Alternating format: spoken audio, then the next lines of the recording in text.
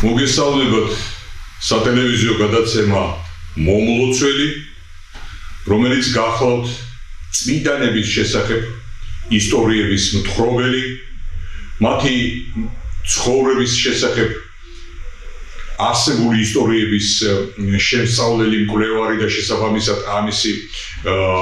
წარმომჩენი და რაც მთავარია, ეს გადაცემა ეძღვრება იმ სულიერი მემკვიდრეობის გააზრებას, რომელიც სულიერი მემკვიდრეობას ჩვენ დაგვრჩა ჩვენი წმინდანების მიერ განვლილი ცხოვრებით, მათი სულიერი მეოხებით და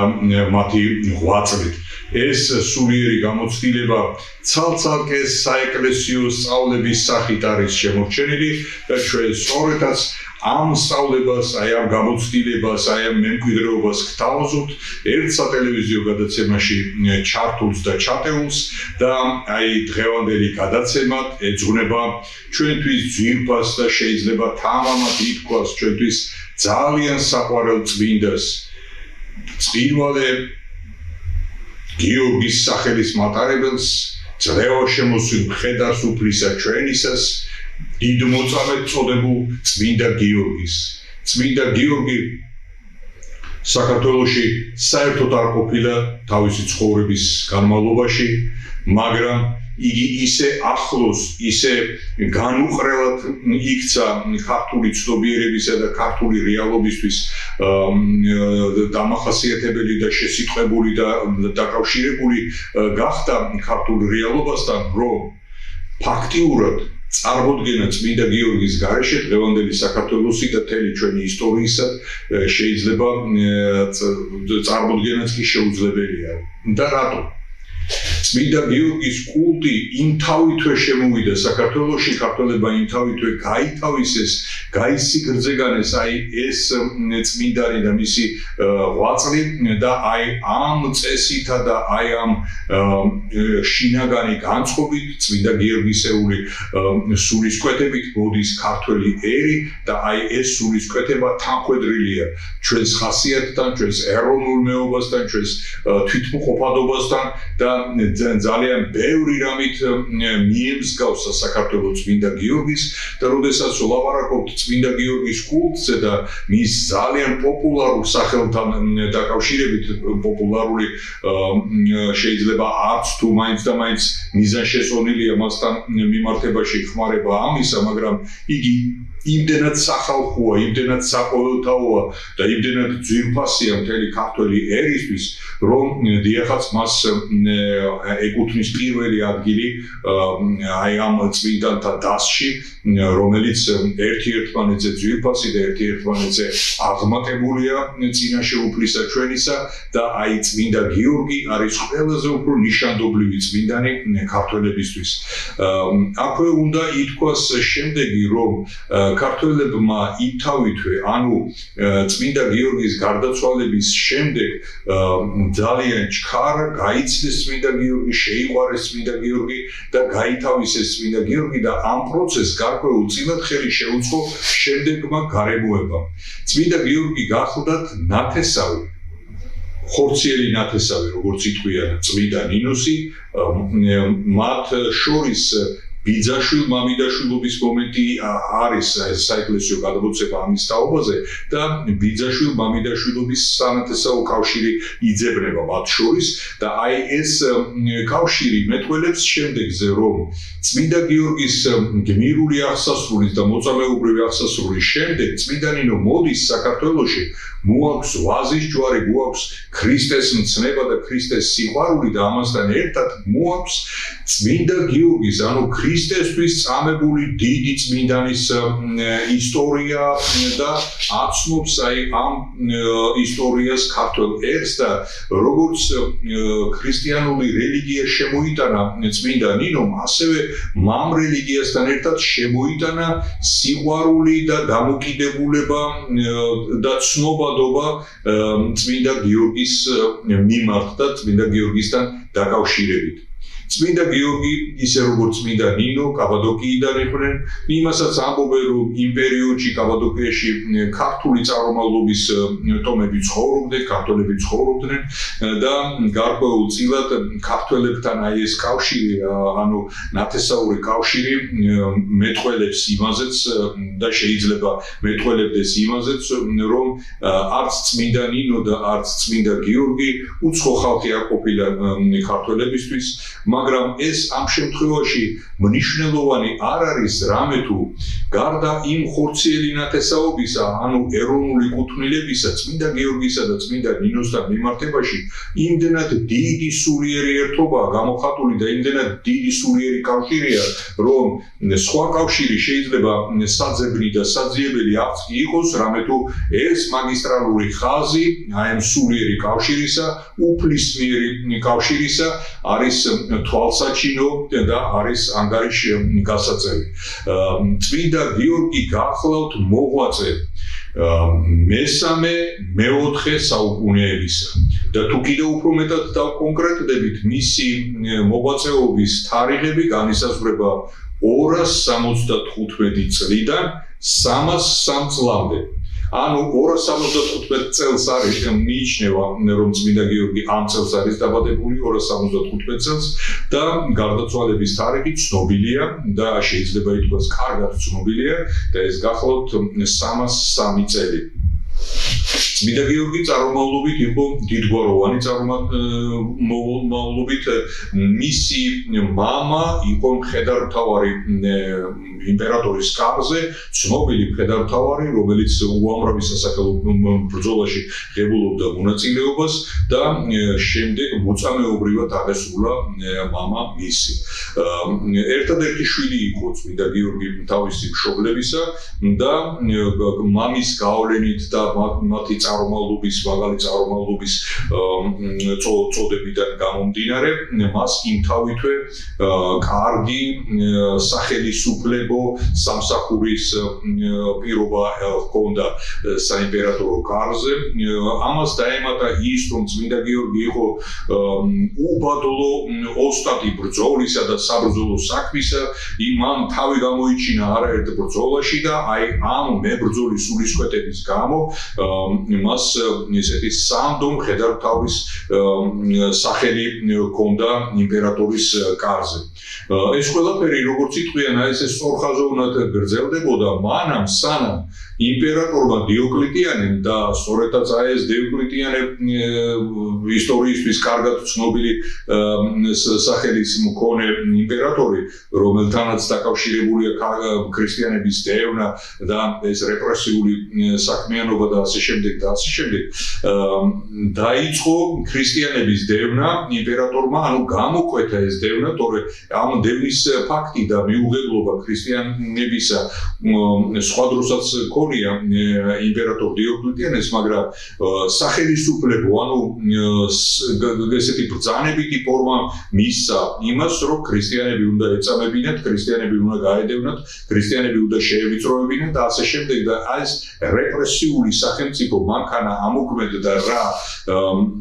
ქრისტიანების მიმართ, ეს ისეთი მართალი შინაგანი სულიერი წყობის მქონე პიროვნებისთვის, როგორც წმინდა გიორგი გახლდა, მიუღებელი და როგორც ითქვია, შეურიგებელი იყო და აი ამ შეურიგებლობის პროცესი დაიწყო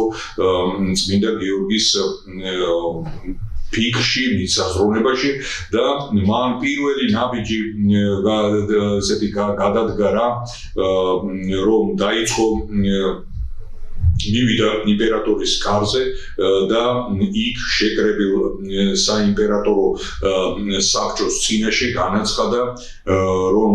ქრისტიანების დევნა ეს არ იყო ღვთივსათნო საქმე, ეს არ იყო კეთილი საქმე და თქვა და აღიარა ის, რომ ქრისტიანები ჭეშმარიტ რელიგიას ატარებენ, ისინი ჭეშმარიტ რელიგიას იცავენ და მათი დევნა და მათი შევიწროება ბოროტი ზრგანზრახვა, ბოროტი საქმეა და ამას არ შეიძლება ისეთი წარმატებული იმპერატორი, როგორც დიოკლეტიანე გახდა, ამას ვიდევდეს და ამას იზიარებდეს. მეორეს მხრივ, წმინდა გიორგი ეცადა, რომ აი საიმპერატორო კარზე შეკრებილი საბჭოსთვის აეხსნა ჭეშმარიტება ქრისტიანული რელიგიისა და რამდენადმე სადა ღვთივსათნოების გამომჟღავნება და ამ ღვთივსათნოებაზე ჩამოაგდო მათთან სიტყვა, მაგრამ როგორც ითქვია შეაყარა კედელს ცერცვიო, ვერ მიიღეს ჭეშმარიტი სიტყვა წმინდა გიორგისა, არ გაიზიარეს წმინდა გიორგისეული მოწოდება და მოხდა იქვე სამეფო კარზე მოხდა დაპირისპირება მასთან. ამ მდგომარეობით შეწუხებულმა იმპერატორმა იმდენად შეურაცხყოფილად იგრძნო თავი, რომ მაშინათვე ბრძანა წმინდა გიორგის დილეგში ჩაგდება და როგორც გადმოცემა მეტყველებს, წმინდა გიორგი საიმპერატორო დარბაზიდან მეომრებმა და მისმა მცველებმა შუბების ძგერებით გაიყვანეს, შუბების ესეთი მიცგერებით და მიწორით გაიყვანეს წმინდა გიორგი დარბაზიდან და ჩაიყვანეს საპრობილეში, მაგრამ მოხდა სასწაული და აი ამ შუბების ძგერებით წმინდა გიორგის არ გარჩენია არც ერთი ჭრილობა, ანუ არ დაწყებულა სისხლდენები მის ორგანიზმიდან და მოხდა მეორე მომენტი, რომ აი ამ ძგერებულ შუბებს რამოდენიმე შუბს წვერი გადაეღუნა, აი ამ ძგერების დროს წვერი მოეღუნათ. ეს იმდენად მოულოდნელი იყო, რომ რამოდენიმე მებრძოლმა იგუმანა, რომ ეს არ იყო ჩვეულებრივი შემთხვევა და ჩვეულებრივი შუბის გამოყენება ადამიანზე ძგერებისა და ადამიანის ესეთი განდევნა, შუბებით განდევნა ამ დარბაზიდან არ იყო შემთხვევითი მოვლენა და აი რომ არ იყო შემთხვევითი მოვლენა, ჩანდა იქიდანაც, რომ არ დაზიანებულა წმინდა გიორგი, ანუ არ გაჩენია ჭრილობები ამ ძგერებისაგან გამო და შუბებს კი რამოდენიმე შუბს მათ შორის წვერი გადაეღუნა და ეს წვერის გადაღუნვაც იყო რაღაცა სასწაულებრივი ძალის მოქმედება და ეს არ იყო ჩვეულებრივი შემთხვევითობის გამო მოხდარი ფაქტი და აი ფაქტი როგორც ასეთი ბევრი მათგანისთვის საცნაური გახდა. თუმცა ეს საცნაური არ გახდა იმპერატორისთვის და მისი საიმპერატორო სახლისთვის და აი ამ აქედან დაიწყო, როგორც ითქვიან, დევნა წმინდა გიორგისა, მისი შევიწროება და მისი მოწამეობრივი ცხოვრება. აქვე უნდა ითქვას, რომ წმინდა გიორგი შესაბამისად მამამისი და მე უკვე თვითონ წმინდა გიორგი იყვნენ რა შეძლებული ოჯახის წარმომადგენლები, გარკვეულ სიმდიდრეს და ქონებას ფლობდნენ. წმინდა გიორგი ეს სიმდიდრე და ქონება შემოუთვალა ახლობლებს და თხოვა, რომ დაერიგებინათ ქვრივ ობლებისთვის და გაჭირვებული მოსახლეობისთვის და მთელი თავისი ქონება აი ამ სათნოებაში სხვათა დახმარებისთვის და კეთილი საქმის აღსრულებაში განლია, განფინა და როგორც ითქვიან, მოახმარა ყველაფერი აი ამ ქვრივ ობლებსა და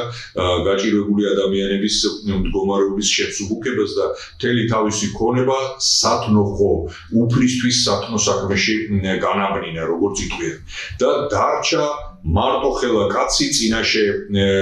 მწამებელი დიოკლეტიანესი და წინაშე უფლისა ჩვენისა, რომელიც არის გამგებელი და რომელიც არის ხოვლისა მხრობელი და ამ შემთხვევაშიც უნდა ითქვას, რომ წმინდა გიორგის მთელი მოწამეობრივი ცხოვრება იმდენად დიდი, იმდენად სულისშემძვრელი იყო, რომ ამას ჩვეულებრივი ადამიანური შესაძლებლობის მქონე პიროვნება ვერ გაუძლებდა, ვერ აიტანდა და ვერ გადაიტანდა, რომ არა შეწევნა და გუგეში უფლისა ჩვენისა. და კერძოდ რა, წმინდა გიორგი დილეგში ცემეს ხარის ძარღვებისაგან დამზადებული სპეციალური მათრახით, სპეციალური ესეთი შოლტით და უნდა ითქვას, რომ სახარებისეული გადმოცემაშიც მითითებული არის, რომ უფალი ჩვენი იესო ქრისტე გააროზგეს და აი ამ გაროზგვის მომენტში სწორედ ხარის ძარღვებისაგან დამზადებული შოლტი იქნა გამოყენებული, რომლითაც დააზიანეს და როგორც ითქვიან, ჭრილობები მიაყენეს იესო ქრისტეს და აი კვლავაც მეორდე გამოცდილება აი ამ შოლტის სახე, აი ამ ხარის ძარღვებისაგან დამზადებული შოლტის სახე წმინდა გიორგისთან მიმართებაში და წმინდა გიორგიც როგორც უფალი მისი იესო ქრისტე ეწამა აი ამ შოლტით ცემით, აი ამ შოლტით იყო გარლოცილი. უნდა ითქვას ასევე, რომ წმინდა გიორგის რამოდენიმე დილეში დაადეს ქვა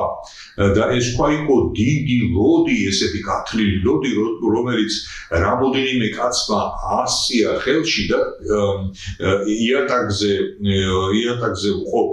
წმინდა გიორგის გულზე დაადეს. ეს იყო ისეთი მძიმე ტვირთი, რომ ერთი კაცისთვის ამისი დათმენა, ამ ლოდის ქვეშ სუნთქვა და გაძლება ამ ლოდის ქვეშ ფაქტიურად შეუძლებელი იყო, მაგრამ ღმერთისთვის არ არის შეუძლებელი არაფერი და მათ შორის არც თავისი მოსიყვარულე და თავისი ერთგული პირის ამ შემთხვევაში წმინდა გიორგის დაცვა და მისი გადარჩენა არ იყო შეუძლებელი და მეორე დღეს როცა ნახეს მეციხოვნეებმა წმინდა გიორგი ამ ქვის ქვეშ მყოფი აღმოჩნდა რომ იგი განკურნებული იყო იმ შოლტით ნაცემი ჭრილობებისგან სრულებით გაწმენდილი იყო ამ ჭრილობებისგან და თავისუფლად სუნთქავდა და თავისუფლად ცოცხლობდა ამ ლოდის ქვეშაც კი და აი ესეც საცნაური იყო მათთვის რომ აქ რაღაცა ხდებოდა აქ რაღაცა ადამიანური ძალა ქმედებდა და აი ამ ქმედების გამოხატულება იყო თორემ როგორ შეიძლებოდა ერთ ღამეში ამხელა ჭრილობები მოშუშებოდა და როგორ შეიძლებოდა ამხელა ქვის ლოდით რომელიც რამოდენიმე კაცის მიერ იქნა აწეული ქვის ლოდის ქვეშ ადამიანს გაეძლო და ესუნთქა ამ ქვის ქვეშ დიახაც უფალი იყო შენწე წმინდა გიორგისა და უნდა ითქვას რომ აი ამ მოწამეობრივი პროცესში წმინდა გიორგის მოწამეობრივი პროცესში ერთ-ერთ დღეს გამოეცხადა უფალი და ამცნო შემდეგი სიტყვები გიორგი მე შენთანა ვარ აი ეს ფრაზა იმდენად დიდი და იმდენად სიცოცხლის უნარიანობის მქონე ფრაზა იყო რომ ეს შეიძლება ნუგეშად იქცეს ეს როგორც წმინდა გიორგისთვის ისე მთელი მართლმადიდებლური სამყაროსთვის ვისაც წამს და სჯერა უფლისა ჩვენისა ის უნდა იყოს გულმიდარაჯებული უფლის იმ ხმასა და იმ სიტყვებზე რომელიც წმინდა გიორგიმ გაიგონა და მოისმინა მე შენთანა ვარ და რა უნდოდა უფლის მოსიყვარულე კაცს იმაზე უფრო მეტი თუ არა უფალთან ერთად ყოფნა და თუ არა უფლის თანადგომა და უფლის მეოხება მასზე გადმოსული და დიახაც აი ამით მუგეში ცემული წმინდა გიორგი კიდევ უფრო კიდევ უფრო მეტი მოთმინების უნარით აღიჭურვა და აი ასე უძლებდა აი იმ თვითმპყრობელის რეპრესიულ მანქანას სახელმწიფო მანქანას ამ შემთხვევაში რომელიც მიმართული იყო წმინდა გიორგის ტანჯვასა და ვაების მიმართ უნდა ითქვას რომ ბოროტს არ ზინავს რომ იტყვიან დიახაც არ ეძინა ბოროტს და ფიქრობდა ახალ წამების ფორმებს ახალ საშუალებას იგონებდა წამებისას და აი ერთ-ერთი საწამებელი მეთოდი მოიფიქრა და მოიგონა დიოკლეტიანემ ის რომ წმინდა გიორგი ჩააგდო საკირეში და ეს საკირეში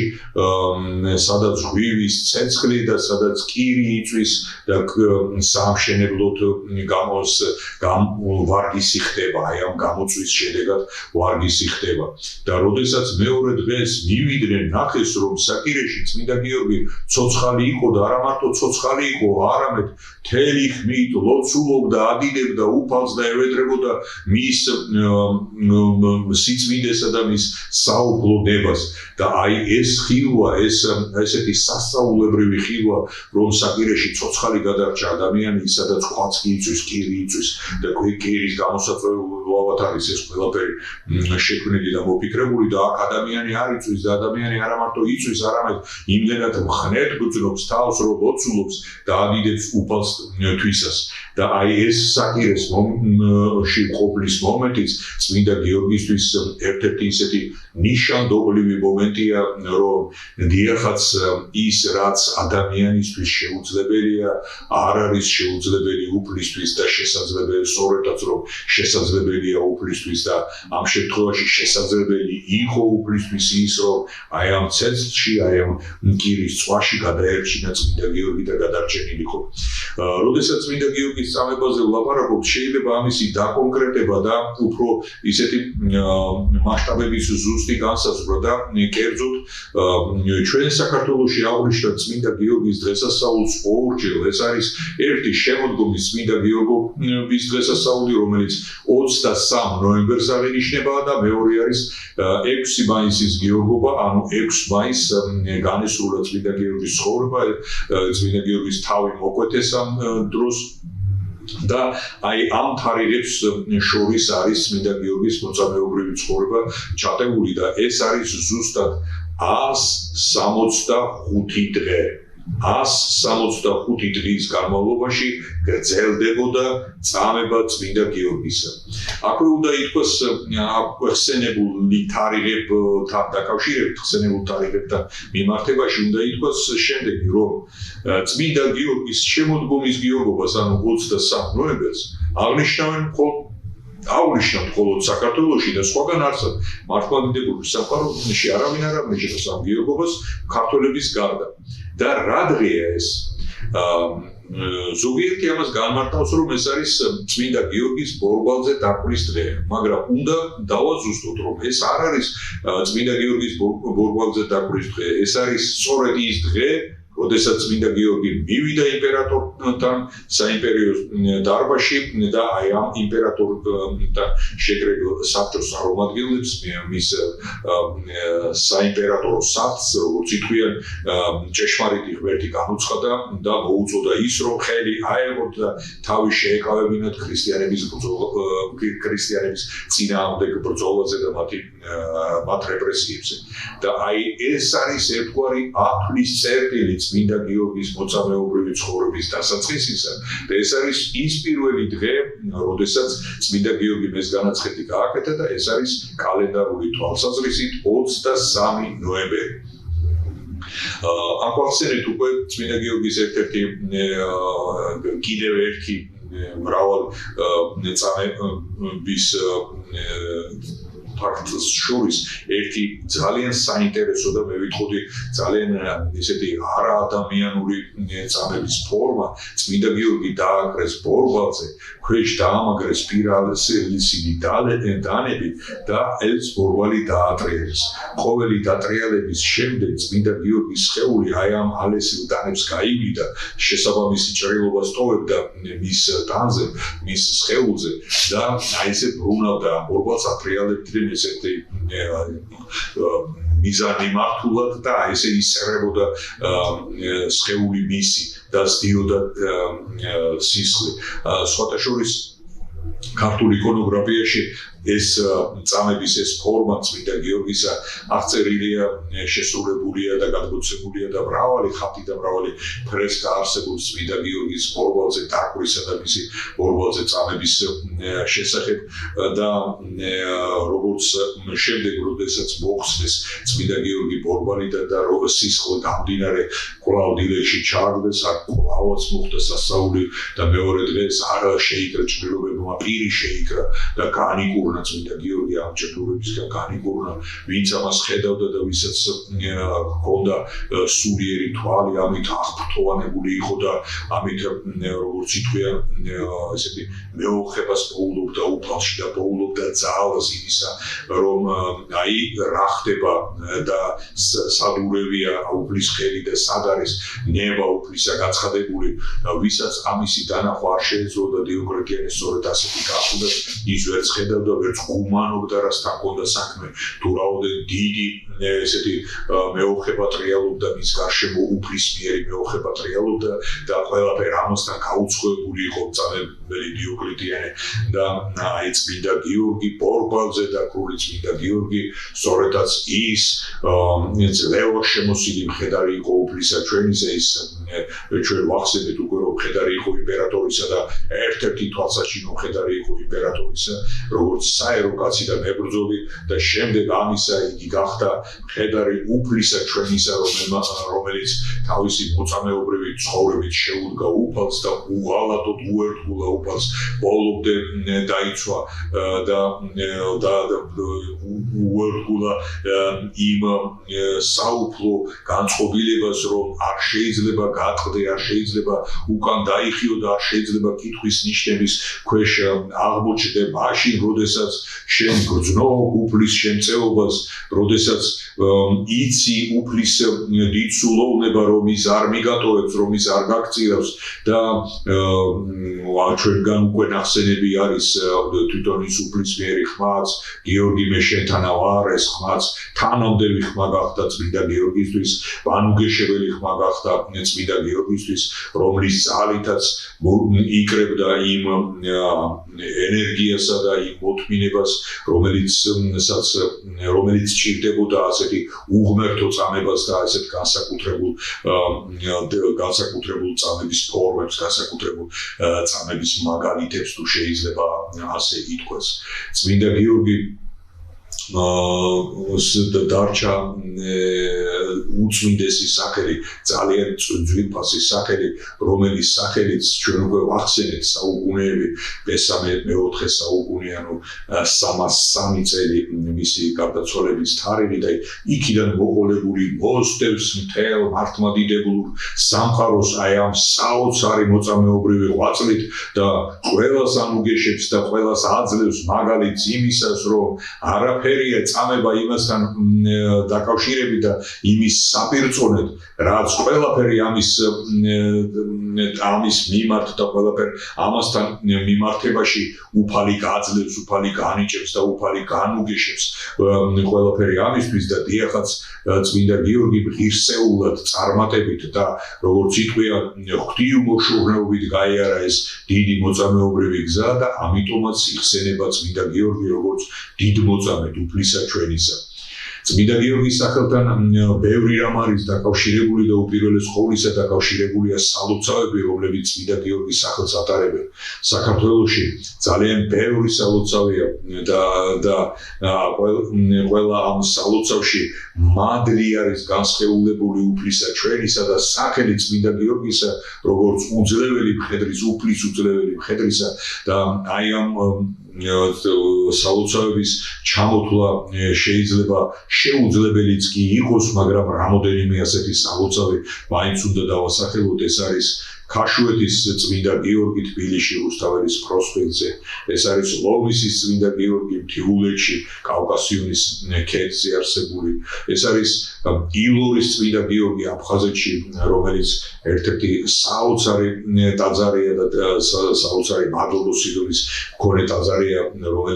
რომელთანაც დღეს ქართველებს ვეღარ მიესრულებათ რამე თუ ოკუპირებულია აფხაზეთი. ეს არის კავთის წმინდა გიორგი, ეს არის ჭავახეთის წმინდა გიორგი, ზედათმუგის წმინდა გიორგი, ბალატის წმინდა გიორგი, მტენის წმინდა გიორგი და უამრავი ბაკურიანის წმინდა გიორგი და რა ვიცი, შეიძლება კი არა და ნამდვილად შეუძლებელია ჩამოთვლა ყველა იმ წმინდა გიორგის ეკლესიისა, რომელიც საქართველოშია, რომელიც მოქმედებს, სადაც არ ირეკება, სადაც სამთელითება და სადაც წმინდა გიორგის სულის მეოხება ტრიალებს. აქვე უნდა ითქვას, რომ გავრცელებულია აზრი, რომ საქართველოში 365 წმინდა გიორგის სახელობის ეკლესია, ანუ 365 წმინდა გიორგია. ეს რა თქმა უნდა პირობითი მნიშვნელობის მქონე თქმა არის. წმინდა გიორგი არის ერთი და წმინდა გიორგის მიმართ გამოხატული მეოხება და ტაძრის აგება და აშენება არის სახელდებული იმ ადგილით, მაგალითად კავთის წმინდა გიორგი, მაგრამ ეს რა თქმა უნდა კავთაში არსებული მეოხება წმინდა გიორგის მიმართ და არა რაიმე სხვა პერსონაზე არ არის ლაპარაკი, ეს ერთი პერსონა, ერთი დიდი მოწამეა უფლისა ჩვენისა და სახელი მისი არის წმინდა გიორგი. და უბრუნდები კვლავაც ჩემს მიერ ხსენებულ აი ამ ციფრს 365 წმინდა გიორგი ეს ხშირად მეორდება ეს ციფრი ხშირად ახსენებენ ამ ციფრს მას შემდეგ ეს უძველესი თქმა არის და მას შემდეგ კიდევ ბევრი ეკლესია აშენდა წმინდა გიორგის სახელზე და შეიძლება თამამა თქმა იმისა რომ წმინდა გიორგის სახელობის ეკლესია არა 365-ია არამედ გაცილებით უფრო მეტია და რატომ ეს 365-ია რა ციფრია ეს ციფრი მოგეხსენებათ არის საწელიწადო ციფრი ანუ წელიწადში არის 365 დღე და ყოველ დღე არის წმინდა გიორგის ხსენების ხსენება ამ ეკლესიაში, იმ ეკლესიაში, კიდევ სხვა ეკლესიაში და ასე შემდეგ და 365 წმინდა გიორგის ეკლესია იმიტომაც არის აშენებული და იმიტომაც არის ასეთი სახელდება ამ ციფრისა, რომ ყოველ დღე სადღაც საქართველოს რომელიღაცა კუთხეში არსებული წმინდა გიორგის სახელობის ეკლესიის დღესასწაულია და გიორგობა იქ გიორგობის მადლი ტრიალებს და აქედან თუ მოვბრუნდებით ადვილად უნდა გავიაზროთ ის რომ საქართველოში წელიწადის ყოველ დღეს მცველად და მფარველად უდგას წმინდა გიორგი და ყოველი დღე სწორედად წმინდა გიორგის მეოხებით და მისი შეუდრეკელი სულისკვეთებით არის აღსავსე. აი ამიტომაც დაუკავშირა ქართულმა ხალხმა წმინდა გიორგის 365 დღიანი ციკლი წმინდა გიორგის ხსენებისა, ანუ მთელი საწელიწადო ციკლი, ყოველდღიური ხსენების ციკლი და აი ამ ციკლით, აი ამ ხსენების მადლით და ამ ყოველდღიურობის რეჟიმით არის აღსავსე და როგორც ითქვიან გაძლიერებული ჩვენი დედა სამშობლო, რომელიც სასუებელია წმინდა გიორგიზე. წმინდა გიორგი იხსენება საქართველოში როგორც წინამბრძოლი ქართველი ერისა და მფარველი საქართველოს ეკლესიისა. აი ეს სახელდება, ასე ფორმულირდება მადლი და წყალობა და შემწეობა წმინდა გიორგისა საქართველოსთან მიმართებაში და აი ეს ორი ესეთი სახელდება, ეს ორი ფორმულირების ეს ორი სახელი შეიძლება თითქოს განსხვავებული ერთმანეთისგან, მაგრამ არსობრივად ერთი და იგივეა. რამე თუ წინამბრძოლია ქართველი ერისა წინამძღოლია ქართველი ერისა წმინდა გიორგი და მეორეს მხრივ საქართველოს აქვს თავისი დედა ეკლესია, ანუ სულიერი რაობა ერისა, თვისისა და აი ამ სულიერი რაობის მფარველად მოვლენილი არის სწორედად წმინდა გიორგი და წმინდა გიორგის მეოხება გადმოდის აი ეკლესიაზე როგორც სულიერ მფარველობაზე ჩვენი სამშობლო ქვეყნისა. წმინდა გიორგის მფარველობა იმდენად სახიერია და იმდენად მნიშვნელოვანია, რომ ცალკეულ შემთხვევაში იგი იხილვებოდა კიდევაც, ანუ ცოცხალი თვალითაც გიხილული ხდებოდა და ასეთი ხილვის მომენტი საყოველთაოდ არის ცნობილი დიდგორის ბრძოლის დროს, როდესაც წმინდა გიორგი თვითონ გამოეცხადა მეომრებს, თვითონ ჩადგა მებრძოლებს შორის და იმ მოძალებულ მტერს, რომელიც საქართველოს დაპყრობასა და დამტკბას ცდილობდა, აი მას უწევდა წინააღმდეგ ქართველ მეომრებთან ერთად წმინდა გიორგი იბრძოდა და წმინდა გიორგი უწევდა წინააღმდეგობას ამ მტერს და იგერიებდა ამ მტერს და ამ შემთხვევაში წმინდა გიორგი ერთი კონკრეტული მეომარი იყო ამ ესეთი ძალისხმევაში, მაგრამ უნდა ითქვას, რომ წმინდა გიორგის ბრძოლა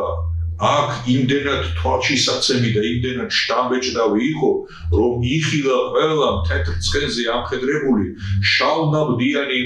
ახალგაზრდა კაცი, რომელიც მუსხსავლებდა მტერს და გზას იკაფავდა იმ მშვიდობიანი ყოფისა და იმ მშვიდობიანი არსებობისკენ, რომელ არსებობასაც ქართველები მიელტოდნენ და რომელი არსებობისთვისაც ქართველებმა გადაიხადეს დიდგორის ბრძოლა. დიდგორის ბრძოლის შემდეგ მეფემ და მისმა სამეფო სახლებულობა მოიკითხა ის მებრძოლი შავნაბდიანი მებრძოლი სად არისო და ვერავინ ვეღარ ნახა უკვე იმიტომ რომ საქმე რომელიც აღსასრულებელი იყო აღასრულა წმინდა გიორგიმ და იგი კვლავაც გაუჩინარებული იყო ჩვეულებრივი ესეთი მიწიური თვალისთვის გაუჩინარებული მაგრამ დარჩა სახელდება შავნაბდიანი წმინდა გიორგი და მის სახელზე დღეს გვაქვს შავნაბადის წმინდა გიორგის სახელობის მონასტერი რომელიც ისტორიული მნიშვნელობის მონასტერია და რომელიც პირდაპირ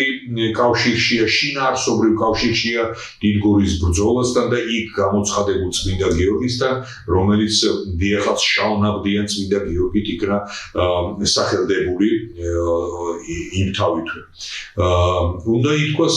ასევე რომ წმინდა გიორგის სახელთან არის დაკავშირებული ჯვარი ეს არის სწორფერდა ჯვარი წრეში ჩახაზული სწორფერდა ჯვარი რომელიც თავისთავად ძალიან ლამაზია და ისეთი დასრულებული სახის მქონია რამე თუ წრეშია ანუ სასრულ გეომეტრიულ სახეშია მოქცეული და სილამაზე ანუ ესეთი ვიზუალური სილამაზე ამ ჯვარს ამ კუთხითაც აქვს მაგრამ მეორეს მხრივ აქვს მადლი ამ ჯვარს და ეს მადლი პირდაპირ არის დაკავშირებული წმინდა გიორგისთან რამე თუ ამას